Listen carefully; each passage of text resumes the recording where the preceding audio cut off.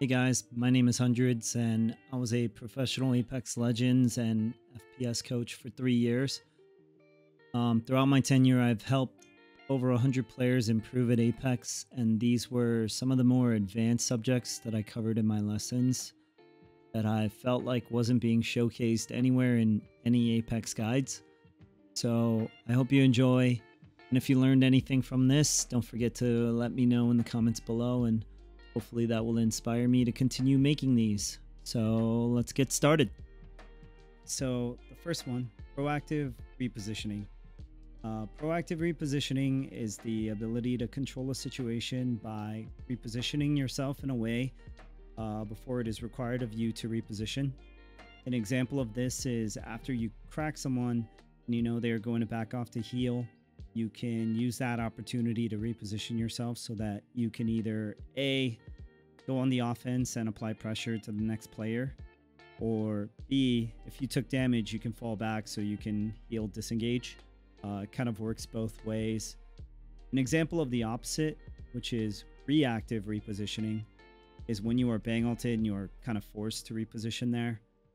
Proactive repositioning is actually so underutilized in the vast majority of Apex players that mastering the skill could increase your kill potential substantially. Proactive repositioning, while incorporating other advanced skills like healing or target isolation, could make you many times deadlier as a team. It also is the catalyst to opening picks and knocks at high levels of play. So this is a very important thing to have and understand. So start thinking a few moves ahead. Ask yourself, if you crack this person, where are you going to move up to? If someone on your team knocks someone, where are you going to reposition yourself to?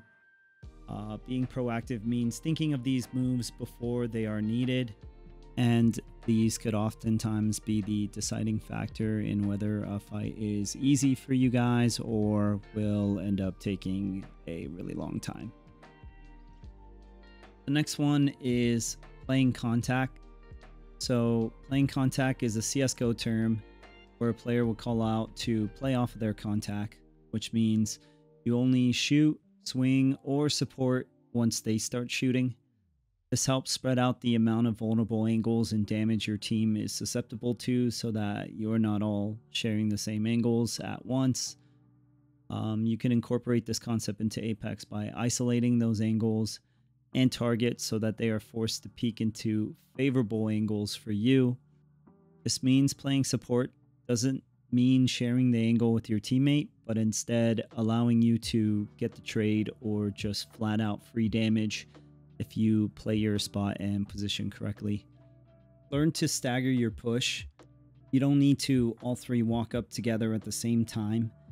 If you leave a person behind to cover for you while you walk up a disadvantageous position to a building, they can oftentimes punish someone looking to peek you, and if they open up with damage, you can just rush and knock the player.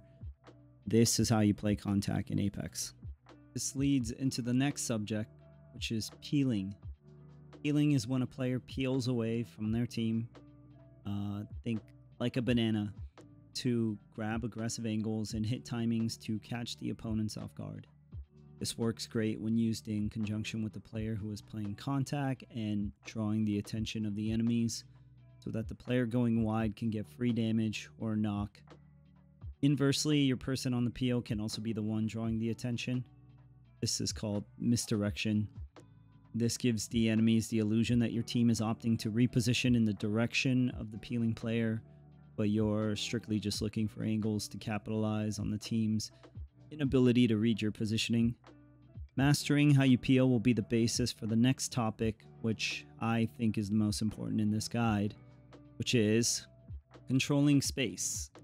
Oftentimes I see players run over and stand right next to the person who is initiating a fight.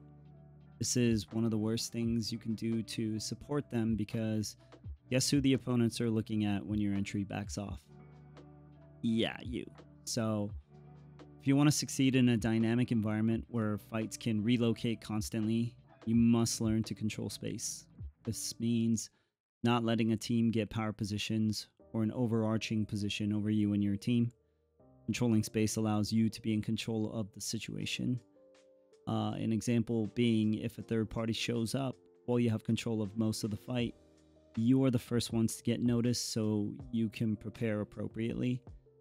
This oftentimes is the reason your favorite pro or streamer is making it out with both banners in hand when they were in a fight in ranked while your squad died. Learn to be oppressive. Stop letting the other team dictate whether you live or die. So how do you control space better?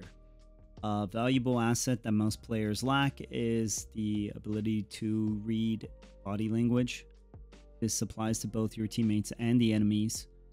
Learning to read the enemy's body language will give you early notice of what their play is potentially going to be, so you can better prepare for it. And learning to read your teammates' body language, which I think is a little bit more important. This will allow you to make plays without having to communicate, process, and then execute, which drastically cuts down the delay in your execution.